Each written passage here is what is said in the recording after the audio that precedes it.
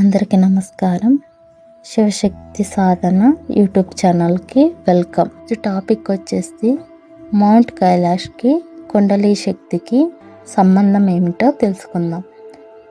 కైలాష్ కుండలి అనేది మానవ శరీరంలోని కుండలిని శక్తి భావనకు విశ్వస్థాయి విస్తీర్ణగా భావించబడుతుంది. యోగ శాస్త్రం ప్రకారం మానవ శరీరం సూక్ష్మ బ్రహ్మాండం కాగా విశ్వం ఈ రెండిట్లోనూ శక్తి కేంద్రాలు ఒకే విధంగా పనిచేస్తాయని చెబుతారు. ఈ దృష్టితో చూసినప్పుడు భూమిపై ఉన్న అత్యున్నత శక్తి కేంద్రంగా మౌంట్ కైలాష్ భావించబడడం సహజమే. శివుడి నివాస స్థానంగా పూజించబడే ఈ పవిత్ర పర్వతం భూమి చైతన్య వ్యవస్థలో సహస్ర చక్రానికి సమానంగా పనిచేస్తుందని యోగులు విశ్వసిస్తారు. మానవ శరీరంలో కుండలిని శక్తి మూలాధార చక్రంలో నిద్రా వ్యవస్థలో ఉంటుంది. ఇది మేల్కొన్నప్పుడు సుషుమ్నా నాడి ద్వారా పైకి ప్రయాణించి సహస్ర చక్రంలో లీనమవుతుంది. ఈ ప్రక్రియలో వ్యక్తి అజ్ఞానం నుంచి జ్ఞానం వైపు, బంధనాల నుంచి విముక్తి వైపు ప్రయాణిస్తాడు. అదే ప్రక్రియ భూమి స్థాయిల్లో ఊహిస్తే భూమి కుండలిని శక్తి కొన్ని ప్రత్యేక శక్తి కేంద్రాల ద్వారా ప్రయాణిస్తుందని భావిస్తారు. ఈ శక్తి మార్గంలో కైలాష్ అత్యున్నత శిఖరంగా పరమ చైతన్య కేంద్రంగా నిలుస్తుంది. హిందూ సాంప్రదాయాల్లో కైలాష్ను శివుని సహస్రంగా భావిస్తారు. శివుడు చైతన్య స్వరూపుడు. శక్తి, క్రియాశీల శక్తి ఈ రెండు సంగమే కుండలిని ఉద్దీకరణకు మూలం. కైలాష్ ప్రాంతంలో శివశక్తి సంగమం నిరంతరం జరుగుతుంది. అందువల్ల ఈ ప్రాంతాల్లో ఉన్నవారు సహజంగానే ధ్యాన స్థితికి చేరుకుంటారని అనుభవాలు చెప్తున్నాయి.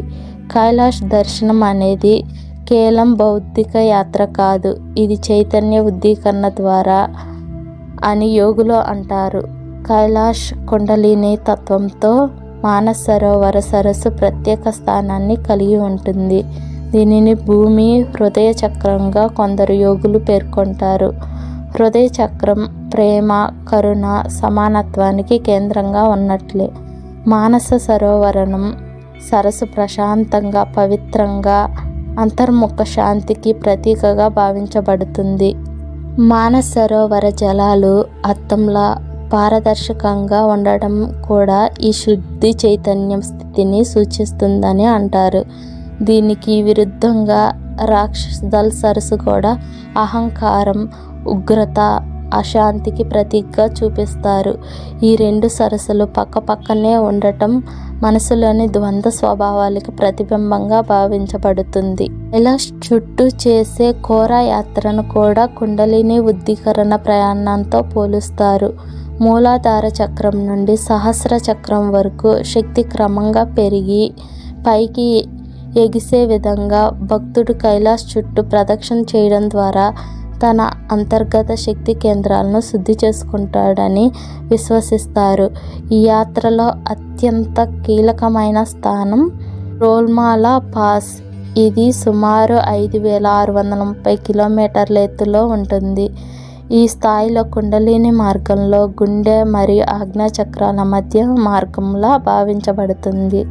అనేక మంది యాత్రికులు ఈ ప్రయాణంలో లోతైన భావోద్వేగ మార్పులను, కన్నీళ్లు, శాంతి, ఆనందం అనుభవించినట్లు చెబుతారు. యోగ సాంప్రదాయంలో కుండలిని మేల్కొనడం అనేది కేవలం శక్తి ఉద్దీకరణ కాదు, అది చైతన్య పరిమాణం. కైలాష్ కుండలిని సిద్ధాంతం కూడా ఇదే విషయాన్ని చెబుతుంది. కైలాష్ దర్శనం తర్వాత అనేక మంది తమ జీవితాల్లో గణనీయమైన మార్పులు అనుభవించినట్లు చెబుతారు. కోపం తగ్గడం, అహంకారం క్షీణించడం, భక్తి పెరగడం, జీవిత లక్ష్యం స్పష్టమవ్వడం వంటి అనుభూతులను కలుగుతాయి.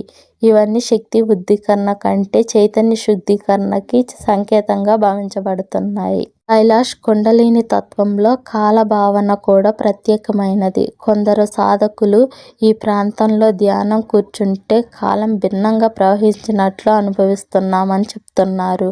కొన్ని గంటలు ధ్యానం చేసినట్లే అనిపించినా వాస్తవానికి అనేక గంటలు లేదా రోజులు గడిచినట్లు అనుభవాలు ఉన్నాయని కథనాలు ఉన్నాయి. దీనిని కాలచక్రం శక్తి ప్రభావంగా పేర్కొంటుంది. శాస్త్రీయంగా దీనిని నిరూపించకపోయినా ఆధ్యాత్మిక అనుభవాల పరంగా ఇది ఒక లోతైన భావనగా నిలుస్తుంది.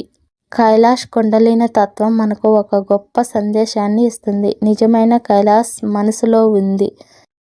బాహ్య పర్వతాన్ని దర్శించడం ఒక ప్రేరణ మాత్రమే. అసలైన యాత్ర మన అంతర్ముఖ చైతన్య ప్రయాణమే. శరీరమే పర్వతం, సుషుమ్నా నాడియే యాత్ర మార్గం, సహస్రమే శిఖరం. ఈ దృష్టితో కైలాసాన్ని ధ్యానిస్తే మన జీవితమే ఒక యోగ యాత్రగా మారుతుంది. యోగులు చెబుతున్నారు, కైలాష్ కుండలి సాధనకు కఠిన తపస్సులో అవసరం లేదు. భక్తి, ధ్యానం, సత్యచరణ, సేవ ఇవే నిజమైన సాధనా మార్గాలు. అంతర్గత శుద్ధి జరిగినప్పుడు కుండలి సహజంగానే మేల్కొంటుంది. అదేవిధంగా అంతర్గత శుద్ధి కలిగిన వ్యక్తికి కైలాష్ దర్శనం లేకపోయినా కైలాష్ అనుభవాలు కలుగుతాయి. ఎందుకంటే కైలాష్ అనేది స్థలం కాదు, అది ఒక స్థితి.